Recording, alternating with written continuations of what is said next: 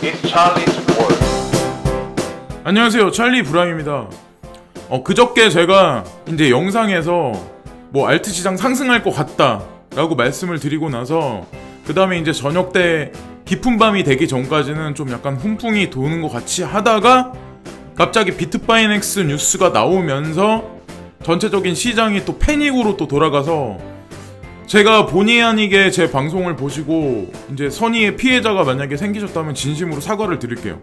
근데 저는 솔직히 그렇거든요. 제가 그런 뉴스가 갑자기 나오는 거에 관해서 알 길도 없는 상황이고, 또 중요한 거는 핑계일 수도 있는데 어쨌건 결과론적으로 말해서 제가 말한 게 틀린 건 맞는 거잖아요. 그래서 그거에 관해서 제가 생각을 많이 했어요. 그래서 이게 되게 섣부르게 너무 자신감 있게 너무 그래도 문제가 생길 수 있겠구나라는 생각을 물론 했거든요. 제가 예를 들어서 제가 산 코인이 제가 홀딩하고 있는 게 떨어지면 저야 뭐 그냥 홀딩해서 그러면 그렇지만, 이 시장에 오래 계신 분들은 야 그럴 수도 있지, 비트바이낸스 뉴스 터지면 그거를 어떻게 누가 짐작을 하겠냐, 당사자들만 알 텐데, 세력들. 근데 이 비트바이넥스 뉴스가 진짜 어느 순간이 되면 항상 터져 나오고 이게 주기적으로 계속 반복되는데, 그 문제를 미국 정부에서도 해결이 지금 아직까지도 되지 않고 있는 상황이잖아요. 근데 사실상 저는 이번뿐만 아니라 차후에도 분명히 이런 문제가 또 다른 관점으로 다시 한번 부각될 거라고 생각을 하거든요. 그래서 아직까지도 터지지 않은 시한폭탄과도 같은 존재라고 생각을 해요. 그래서 비트바이넥스에서 모든 계좌를 털고 다른 거래소로 옮긴 사람도 아마 꽤 많을 거예요. 근데 그런 거에 관해서 제가 뉴스에서 종합적으로 말씀을 드려보고,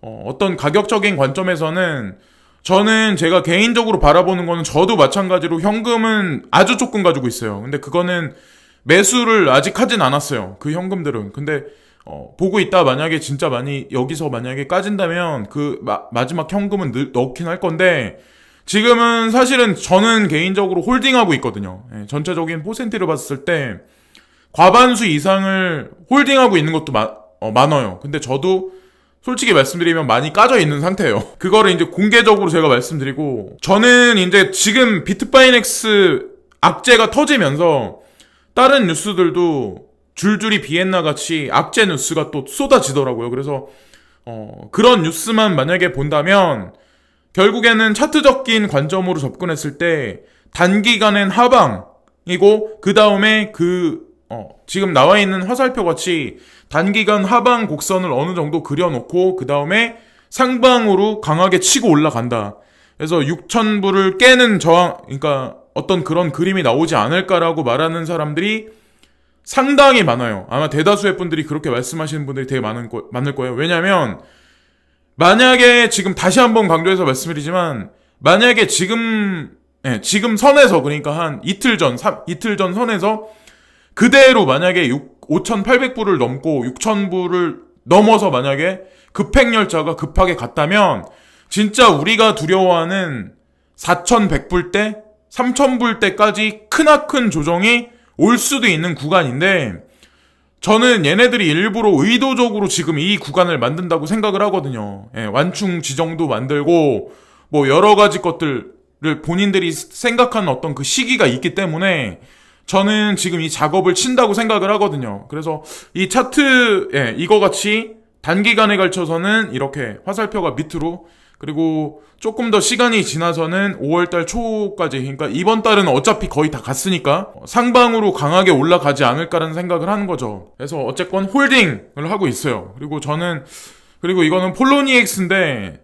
폴로니엑스에서 USDT 테더 갔다 트론 네트워크에 올렸다라는 얘기를 얘네가 공식적으로 이제 얘기를 한 거죠. 그래서 바이낸스에서 이런 얘기는 안 하더라고요. 지금 왜 그런지 모르겠는데, 어쨌건 중요한 건 중국의 대표적인 코인일 수도 있는 트론이 USDT하고 섞여서 움직인다 라는 관점을 잘 보셔야, 색깔론이나 미국, 중국의 패권을 우리 개인들은 거기다 덧붙이는데, 아마 뉴스를 보시면 아시겠지만 제가 봤을 때 푸틴이 하는 행동, 푸틴이 하는 말을 트럼프도 가만히 보면, 가만히 그들이 얘기하는 걸 가만히 보세요. 예전에 선거 같은 어떤 러시아 스캔들 같은 것도 있었잖아요. 트럼프 선거 캠프에다 뭐 어떻게 해가지고 도움을 줬다. 뭐 해킹 사건 뭐 어떤 그런 것들도 다 무마돼서 사라지긴 했지만 저는 어차피 그들이 같은 한 통속이고 대중들은 음과 양을 나눠서 갈등을 분열을 양상시키는데 서로 이제 편파적으로 움직인다고 생각을 하거든요. 하다못해 이 코인 시장 같은 경우도. 그래서 거기에 놀아날 필요가 전혀 없다라는 걸 그런 생각을 하는 거고 이거는 어저께 이제 비트코인 차트인데 이런 일이 있었죠. 비트파이넥스 뉴스가 터지면서 이런 일이 있었어요. 강하게 쭉 하락을 해가지고 5,000불대를 5,000불대까지 거의 떨어졌어요. 5,000불 가까이.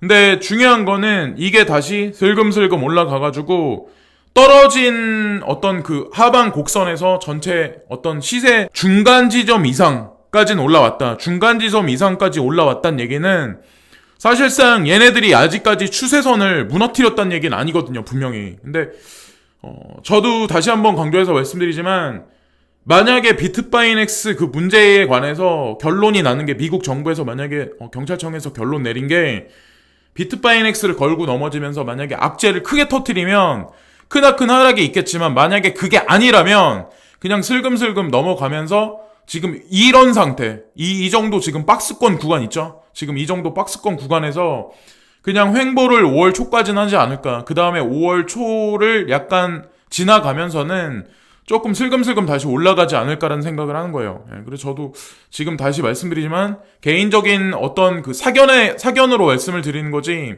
제가 무슨 전문가적인 관점은 분명히 아니에요. 그리고 전문가들도 지금 쉽게 말을 잘 못하고 있더라고요. 그래서 뭐 홀딩하고 계신 분들 위주로 저는 말씀을 드리는 거고 그리고 이거는 비트코인이 만약에 상승이 이렇게 좋게 흘러가기 전에 예를 들어서 뭔가 시장이 전체적으로 크게 리셋되는 어떤 그런 현상이 항상 있어 왔다라는 얘기를 하는 거죠. 그러니까 이 말을 하는 사람도 사실은 되게 강하게 어필을 했었는데 저도 이제 추종을 하고 이 사람도 이런 말을 하더라고요. 근데 저도 솔직히 그런 생각은 하거든요. 지금 왜냐면 비트파이넥스 뉴스가 터지면서 뭐 인도에서도 뭐 규제를 한다. 암호화폐 취급 안 한다. 이런 악재 뉴스를 되게 많이 터뜨렸어요. 그래서 뉴스거리도 별로 없더라고요. 이렇게 저렇게 제가 찾아봤는데 어쨌건 근데 이 사람 말하는 게 맞아요. 그러니까 지금 뭐 추매를 하자. 뭐 그래서 뭐 자신감 있게 나아가자라고 말은 못 해요.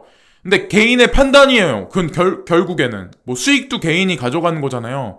저도 마찬가지로 지금 만약에 홀딩하고 있는 물량이 여기서 스탑 루스를 만약에 안 걸어놨기 때문에 얘네들이 급격하게 만약에 하락을 시키면 V자 반등 곡선을 분명히 일으키는 장난을 칠 수도 있거든요. 어저께 같이. 결론은 개인의 판단이라는 거죠. 어쨌건 잘들 생각들을 해보셔야 된다는 거고 너무 급하게 나가지는 마시라는 거죠. 한편으로 제가 이제 말씀드리고 싶은 건 전량을 다. 그래서 현금을 보유하고 계신 거는 조금 안정권에 들어가면 매수를 하시는 것도 제가 봤을 때는 나쁘지 않으실 것 같아요. 그리고 이거는 또 이번에 이제 비트파이넥스에서 사건이 터지면서 좀 충격을 받은 큰 손이 있는데 이 사람도 이제 코인으로 돈을 좀 되게 많이 번 사람이거든요. 이 트위터 주인은. 근데 이 사람이 갑자기 이런 걸 사람들한테 물어봐요. 어떤 거래소가 안전하게 생각을 하냐.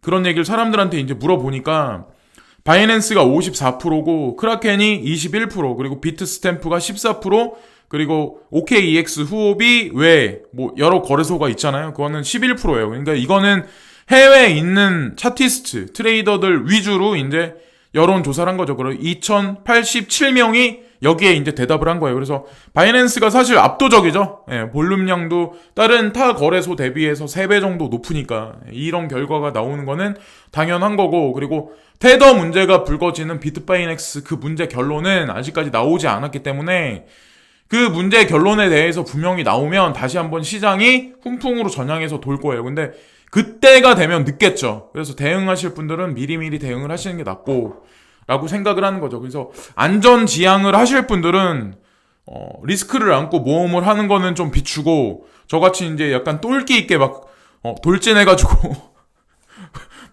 불나방 같이 다 타버릴 수도 있는 약간 그런 마인드인 사람 같은 경우는 뭐 어저께 같은 경우 아마 대응을 하셨겠죠. 막 급락을 할 때 밑에서 아마 분명히 많은 양을 아마 사셨을 것 같고, 이것도 제가 참고를 많이 하는 사람인데, 이 사람이 이제 갑자기 아침에 2시간 전에 이런 말을 하더라고요. 자기는 분리시에 관해서 자신이 없다. 그렇지만 그러니까 베어리 씨, 그러니까 불황장, 그러니까 하락장이라고 하는 거에 관해서도 자신이 있지 않다.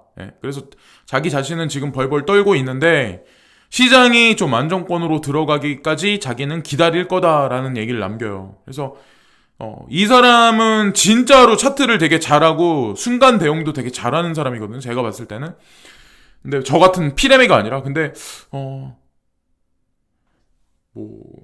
제가 봤을 때는 이 사람 말을 듣는 것도 나쁘지 않다는 생각을 하거든요. 그러니까 지금 많은 물량이 코인에 잠겨있는 분들 같은 경우는 각자의 판단이고, 이 사람 같은 경우는 아마 비트바이넥스 뉴스가 제대로 아마 시장에 쏟아져서 만약에 세력들이 진짜 훈풍이 돌게 올리면 아마 시장에 진입을 할 거예요. 조금 덜 먹더라도. 그게 오히려 안정적일 수도 있거든요, 사실은. 네.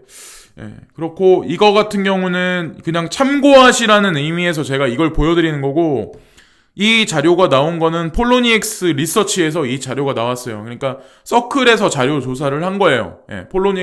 폴로니엑스하고 관계가 있죠. 그래서 서클이 지주회사고, 그리고 폴로니엑스가 자회사가 됐죠. 이제 현재 상태로는. 근데 지금 보시면은 이더리움 클래식이 롱으로 압도적으로 우위고 숏이 상대적으로 되게 적어요. 그래서 SV 같은 경우는 숏이 상대적으로 엄청 높고 비트코인 캐시도 숏이 상대적으로 엄청나게 높아요. 이 그래프에 나와 있는 것 같이. 그래서 이 그래프대로 간다라고 제가 말씀드리려고 하는 게 아니라 참고사항으로 제가 말씀을 드릴 뿐이에요. 그래서 지금 여러 가지 뉴스들이 되게 많아요. SV 관련해서, 비트코인 캐시 관련해서. 근데 저는 이런저런 루머, 그리고 SBI에서도 비트코인 캐시를 그거 하겠다, 딜리스트 시키겠다는 얘기가 있었고, 바이낸스에서는 딜리스트 한다, SV를, 그런 얘기가 있었기 때문에 사실상은 제가 봤을 때 5월 어느 순간까지는, 5월 초반까지는 아마 이 두 가지 코인을 갖고 아마 멱살을 잡고 올렸다 내렸다 엄청나게 할 거예요. 근데 제가 봤을 때는 결국에는 이 두 가지 코인이 결국에는 돈이 엄청 될 거라는 걸 얘기하는 거거든요.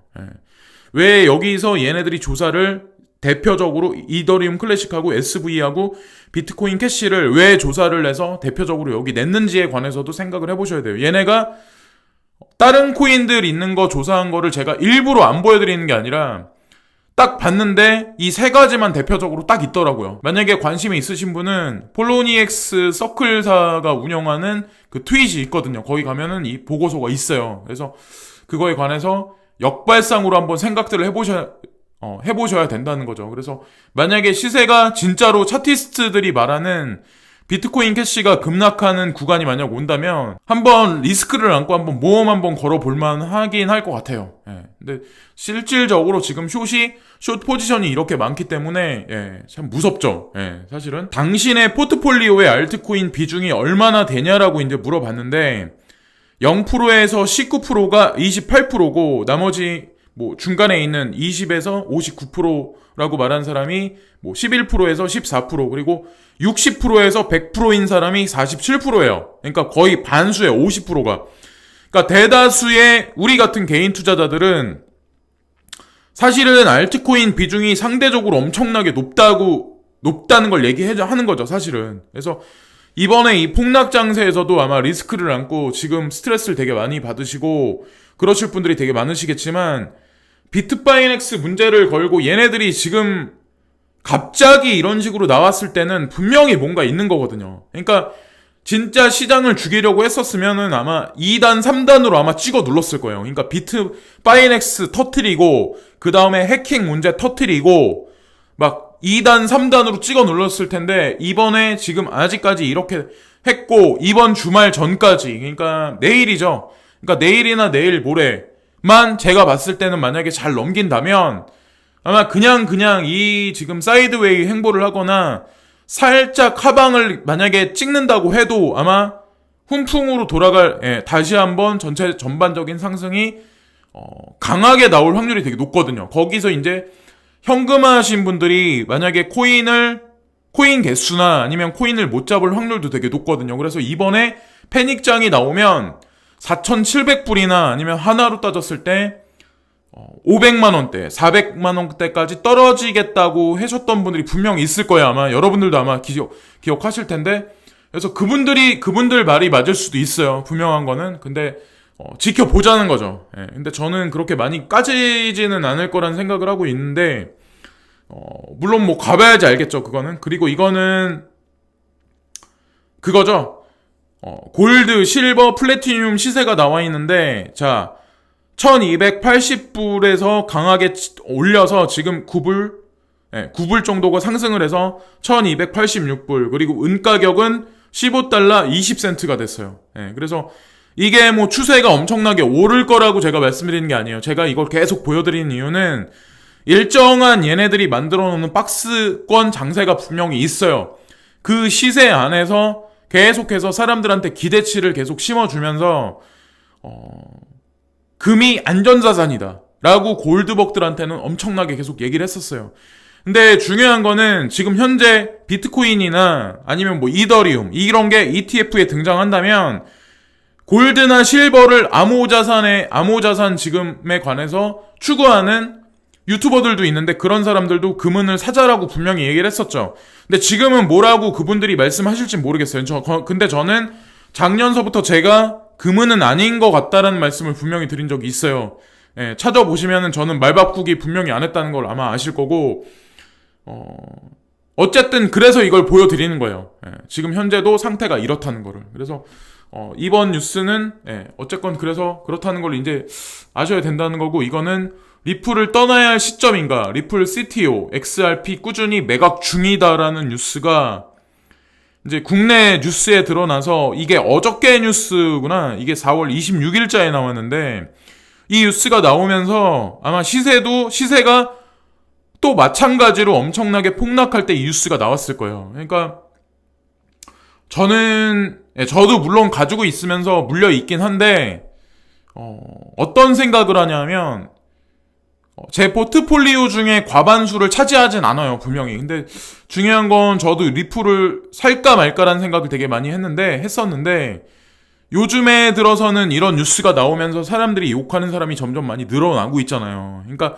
그렇다는 얘기는 사실은 이거를 반대로 생각해봐도 재미난 결과가 분명히 있을 수 있거든요. 그래서 당장에 내가 다른 코인과 같이 만약에 시세 분출이 나서 그런 코인들이 많이 올랐을 때 이게 간다라고 보면 조금 너무 섣부른 판단이고, 조금 내가 안정을 추구하는데 시세 상승도 볼 거면, 그리고 연세 드신 분이 추구하기에는 중장기적으로 매집해서 지금 같은 어떤 그 가격대에 하기에는 저는 나쁘지 않다라는 생각을 분명히 하고 있는 코인 중에 하나거든요. 요즘에 들어서는. 왜냐면 지금 이번에도 마찬가지야. 그러니까 다른 거는 올랐던 거 대비해서 까져 있으니까 그나마 그런데 리플 같은 경우는 어떻게 보면은 330원대에 머무른 게 되게 길었잖아요. 근데 그 상황에서 지금 올라 있는 거에서 까졌다가 다시 어떻게 보면 350원인데. 그러니까 저는 거기에다 좀 약간 포인트를 좀 많이 부여를 하거든요. 그러니까 이것도 어디까지나 이제 개인적인 관점이에요. 제가 바라보는. 그래서 리플을 엄청나게 막 이렇게 좋아하는 그런 분들만큼 제가 이거를 추종하는 사람은 분명히 아니에요. 근데 어떤 그냥 객관적인 관점에서 바라보면 제가 봤을 때는 나쁘지 않지 않을까라는 생각을 하는 거죠. 그래서 리플의 최고 기술 책임자 CTO 데이비드 슈와츠가 최근 보유하던 XRP를 계속해서 매각하고 있다고 주장했다. 공개적으로 이런 뉴스가 나오죠. 그리고 리플을 떠나야 할 시점인가. 다른 리플 직원이 지난 며칠 동안 XRP를 매각했기 때문에 슈와츠도 이 모든 일을 단독으로 실행한 것으로 보이지는 않는다고 주장했다. 뭐 각자가 이 뉴스를 보고 판단을 하는 거죠. 야, 리플을 떠나야 할 시점인가? 이 뉴스를 보면 우리 같은 개인 투자자들은 막 시겁해. 야, 본사에서 본사 CTO라는 사람이 이걸 팔아대고 있구나. 이게 뭐가 문제가 있구나라는 생각을 할 수 있겠죠. 그리고 근데 저는 지금 오히려 이런 뉴스가 나올 때가 저는 더 리플한테 어떻게 보면 더 흥미가 끌리거든요. 개인적으로 이제 개인적인 생각은 이거는 오늘 제가 강조해서 말씀드리는 비트바이넥스 뉴욕 검찰의 8.5억 손실은 은폐 주장 부인한다. 비트바이넥스에서 또 이런 식으로 하고 있어요. 그래서 이번에 해외에 있는 대다수의 어떤 그 트레이더들이 이번에 비트바이넥스에서 많은 자산을 옮겼어요. 예. 그래서 이 문제가 해결이 결국에는 안 되면 저는 중장기적으로 비트바이넥스에서도 분명히 문제가 생길 거라는 생각을 되게 많이 하고 있거든요. 근데 어쨌건 또 부인한다. 그래서 그거에 관한 뭐 핑계라든가 뭐 이런저런 얘기가 또 나와요. 여기 보시면은. 그래서 이게 오늘 오전 뉴욕 검찰총장 사무실은 비트바이넥스와 테더에게 특정 자료 제출을 강요하며 사전 공지 없이 관련 자료 삭제 수정 금지 명령을 통보해왔다.